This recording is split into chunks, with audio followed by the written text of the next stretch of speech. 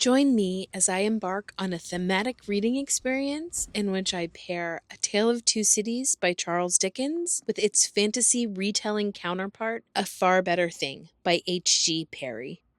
A Tale of Two Cities is set against the backdrop of the years directly preceding the French Revolution. Charles Dickens apparently had an appreciation of Thomas Carlyle's French Revolution book and was also inspired to tackle writing about a love triangle when acting for charity in his friend Wilkie Collins' play called The Frozen Deep. So as I am a quarter of the way through each of these books, I wanted to catch you up so that we can share this experience together. And I also want to encourage you as well to consider doing some thematic reading in your own life. If you really enjoy Dickens' work, or you like Victorian literature and you're really excited to be part of Victober, I would encourage you to find a counterpart or a book that has a connection that you could read that maybe is a more modern fantasy book. And the converse is true as well. If you prefer modern works or prefer fantasy, consider choosing a book that has a connection to an older piece of work and maybe pick up that piece of work to read as well. So the rain is picking up. I love that. It's just very atmospheric and just feels to connect so well with the beginning of both of these books. So A Tale of Two Cities begins with the mysterious delivery of a message on a foggy, eerie night. Later, the story takes us to a graveyard where we reflect on someone who's been buried alive for 18 years. This ties beautifully to A Far Better Thing, which opens in a graveyard too, as someone is digging up a human bone to give to someone in the Fae realm. The difference is that in A Tale of Two Cities, we are actually meeting characters like the Defarges, Mr. Lorry, Miss Manette, her father, all 5 years before A Far Better Thing begins. And this just kind of jumps right in. This gives us a bit more of the backstory.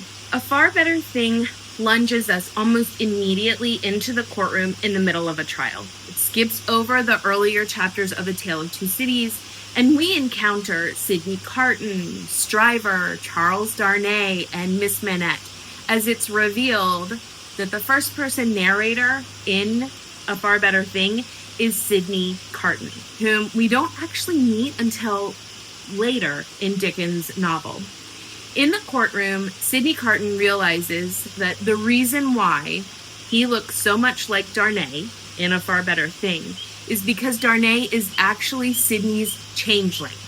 Sydney was kidnapped as a child and held captive in the fairy realm, while Darnay was sent from the Fae world to take his place in the human world. When Sydney came of age, he was returned to the mortal world to serve the fairies. And just as a note, these are not gentle, kind fairies, but cruel and heartless beings ruled by harsh court politics. If Sydney ever tries to escape their control, he would be chased by the wild hunt and suffer eternal torment when caught. So it is almost unheard of for a mortal servant of the Fae, which is what Sydney is, to know his changeling. But here we are. Sydney has discovered his.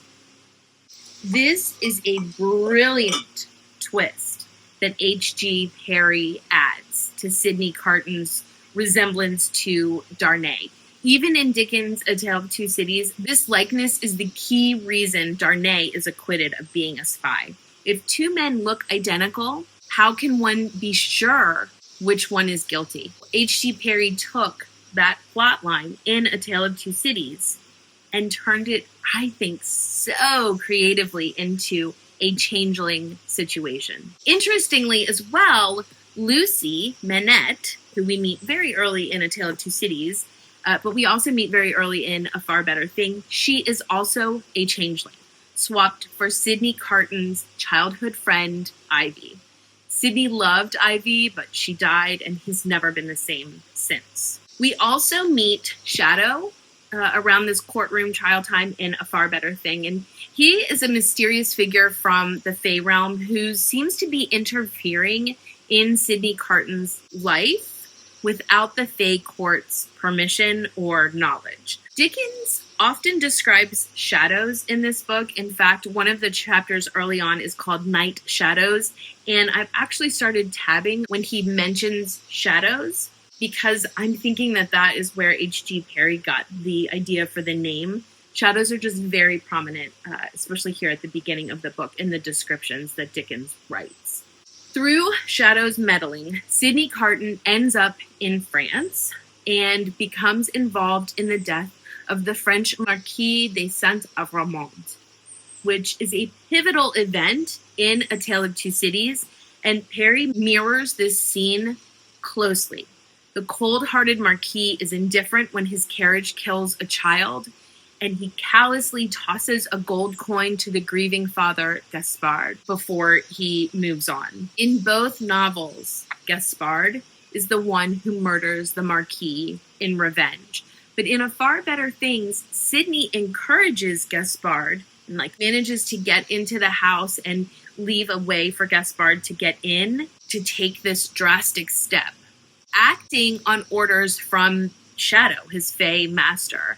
But he doesn't fully understand why. And this sort of is where the mystery starts to begin in A Far Better Thing, is why is Shadow kind of encouraging this meddling and having Sydney involved. And so Sydney starts to get curious. But in Dickens' original, Gaspard does not need any prompting to act. He is a grieving father. This is in the times before the French Revolution. And so we just see firsthand what it's like to be a peasant and how their lives are not valued and how the wealthy just think that there's no reason for anyone to be sad at the loss of the life of a child.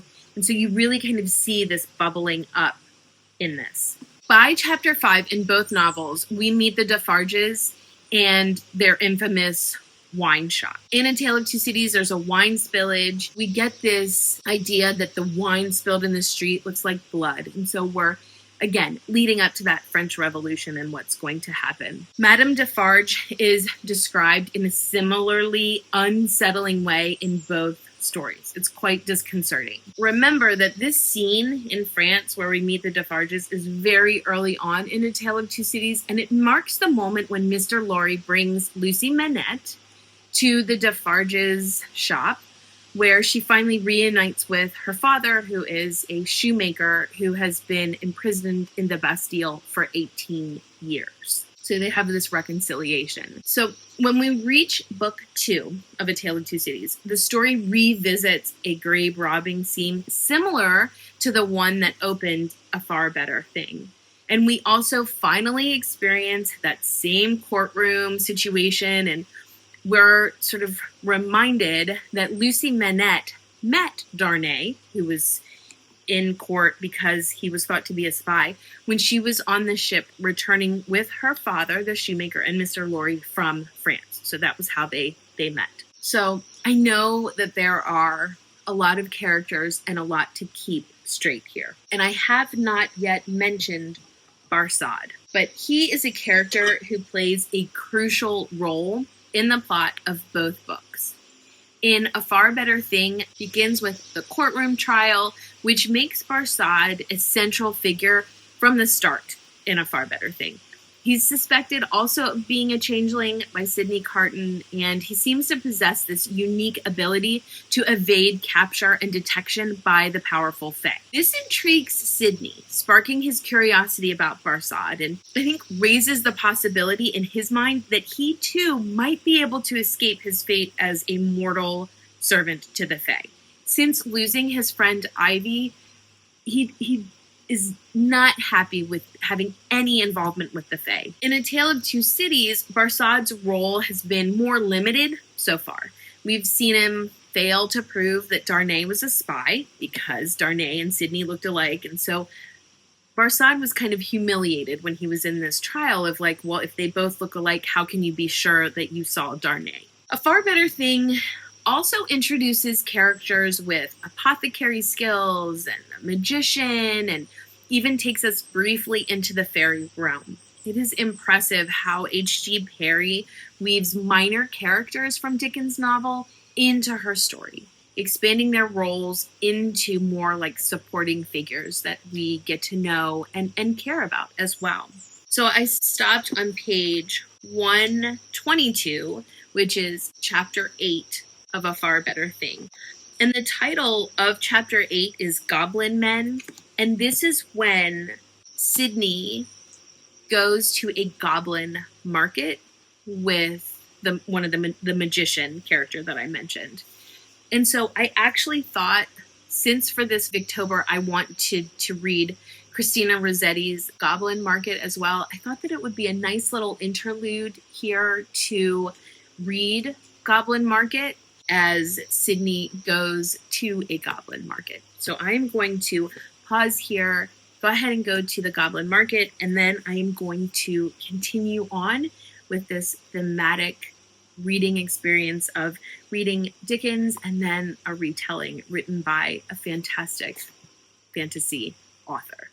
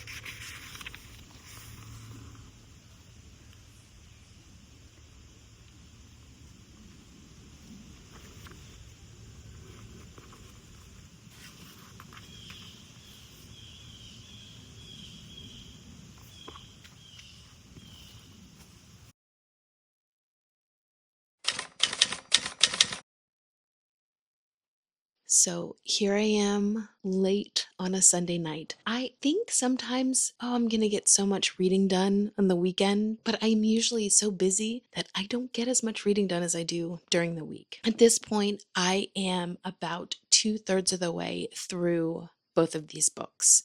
So much is related in both of these books. Chapters both being named similarly, such as alluding to a storm when referring to the coming consequences of the revolution. And I increasingly see foreshadowing on how Sydney's future decisions will impact many of the characters' lives. The nickname used for him in both books has deep significance, and this is becoming more and more apparent with each passing year.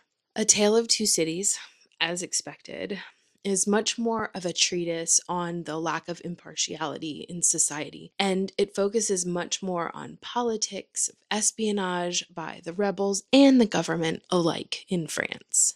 As the story unfolds, we discover the identity of the leader of the revenge movement, and while this character may not inspire sympathy, Dickens allows readers to understand the motivations behind the uprising, especially given the oppression of the wealthy people, the nobles, the aristocracy. Through personification of poverty as a living force, Dickens effectively describes the desperation that drives the cruelty of the revolution. We just have a better understanding of why things were the way they were. People were so angry, they were fed up, and they just didn't care anymore, and they needed change. H.G. Parry's literary techniques, on the other hand, emphasize the role of they in disrupting human politics and social hierarchies. These fantasy elements enrich the original tale and deepen our understanding of the unrest that fueled the French Revolution. So we start to understand that each person in poverty has their own individual reasons for being angry with the nobles. And when these individuals, these peasants, join together by shared circumstances or just injustices that they have experienced collectively or individually, they form an unstoppable force. I know I said that I can see foreshadowing, and of course, this would be the case, as this is a reread for me, even though it's been decades since I last read A Tale of Two Cities. However, I'm still not clear on how everything will unravel in A Far Better Thing. There are some obvious outcomes that will occur, but understanding the Fae interference and the connection is still a bit elusive to me. I have some ideas, but things are still unfolding, and so I'm not 100% sure the direction that that's going to go. As I previously mentioned, I am gobsmacked over how H.G. Parry used Sydney Carton and Darnay's similarities in appearance to create the changeling foundation of this story.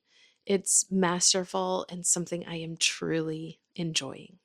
Also, I know that I left you where Sydney was going to the Goblin Market, and so I read Christina Rossetti's Goblin Market. As it was my first time reading that poem, I found it very strange. So if you have read it, let me know because I would love to talk through some of the oddities.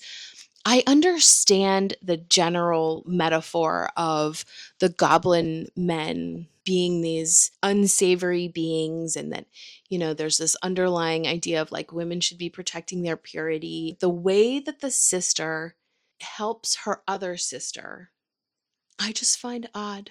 So, again, let me know below if you've read it so I have someone to talk to about that. Now we continue on with the French Revolution.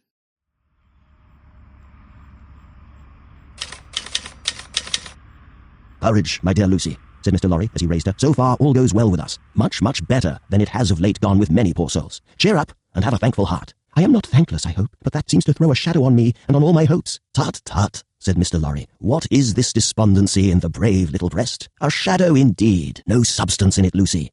But the shadow was dark upon himself for all that, and in his secret mind it troubled him greatly. I finished, and I have so many thoughts.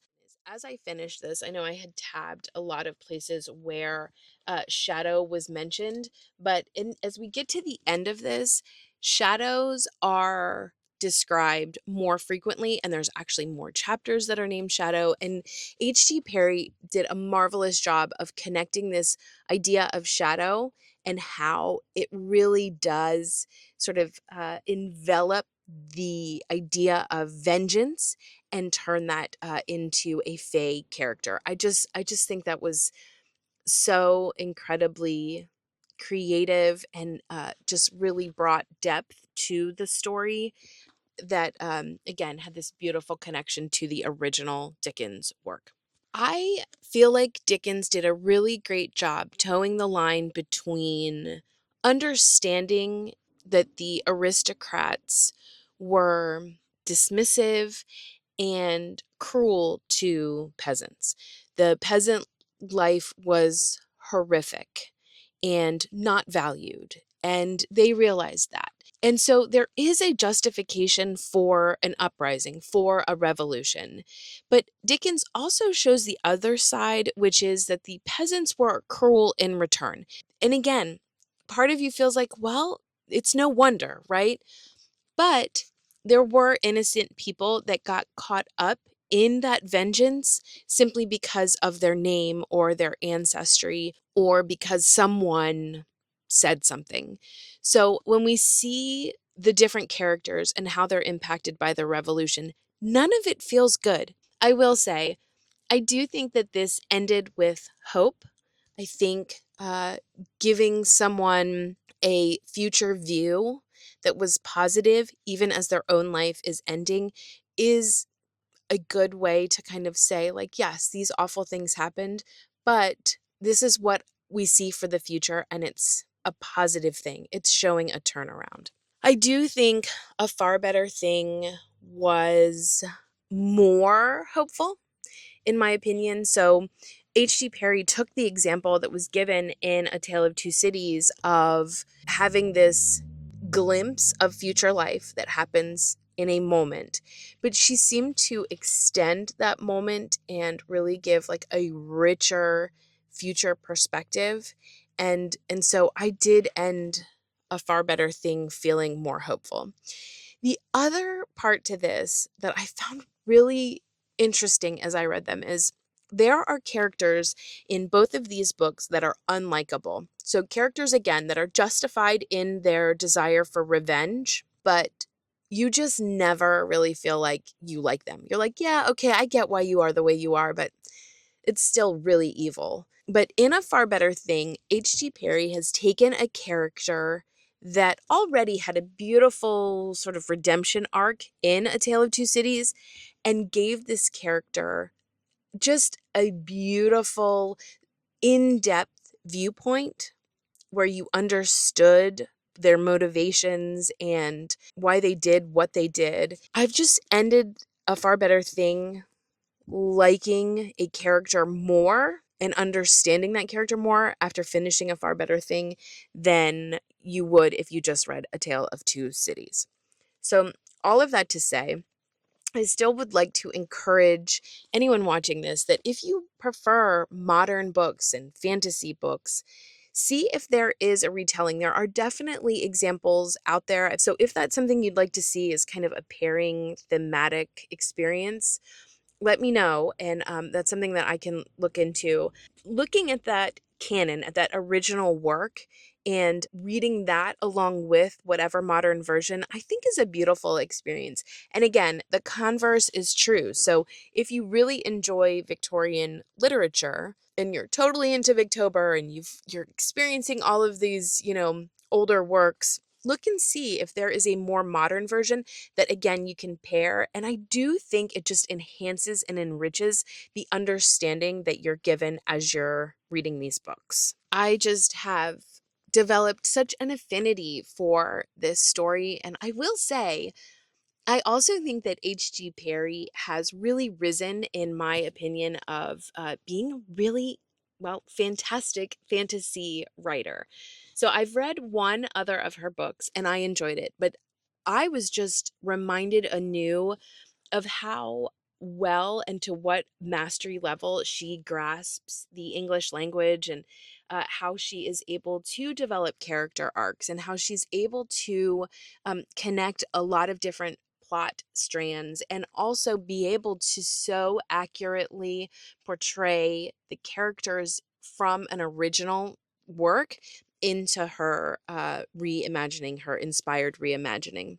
So, as I mentioned, let me know what you think of this type of reading experience. I know that there are some people who say they don't really like fantasy novels, and I know there are some people who watch my videos who prefer more modern works to Victorian literature or older works. So, let me know if this kind of juxtaposition of these two genres that are connected from theme and inspiration. Let me know if that's something you would like to see more of, and let me know your thoughts just in general on this experience in these two works. I would love to have a discussion in the comments below. Thanks so much for watching, and until next time. And I hear him tell the child my story with a tender and a faltering voice. It is a far, far better thing that I do than I have ever done.